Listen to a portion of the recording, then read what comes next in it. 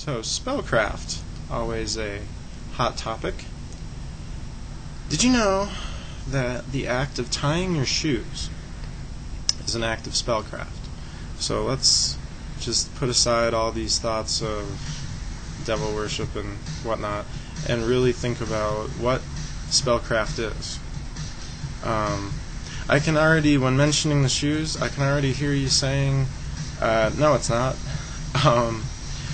To be clear, if you had to consciously motivate all the systems of your body and all of the cellular work and everything just to move and direct the mind into consciously tying shoes and do all that consciously in the mind, you wouldn't be able to do it. So a lot of how we operate and what reality is and whatnot seems to happen based on programmed responses and whatnot. So to clarify with spellcraft, to cause a change in the physical world in accordance with one's will is an act of spellcraft. And if you didn't get that, how about this? If you make something happen because you want it to, it's a spell. Whenever you use your hands to do some telepathic thing, or whether you're consciously doing something, or whether you're having someone else do it for you by communicating, no matter what means it takes to get something done because you want it done, it's directing the will and the mind. If you look at spellcraft in this light, it will become a lot easier to master it, because the primary concept is quite simple. And what I'll do is I'm going to outline a sevenfold formula that was developed in the mid-90s for the group that we were working with at the time, and it proved quite successful within that system. In time, with experience, you can modify this as you see fit, and with time, the subconscious becomes programmed to where a lot of the externals no longer are required to direct will.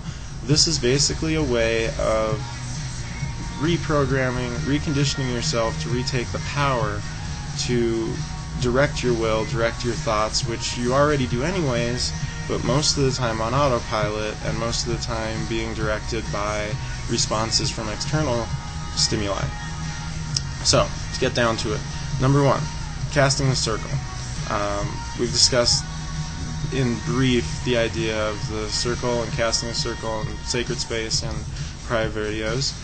Step two, calling in energies, whatever it is that meets the demands of what you need, meets the resonance of what you need.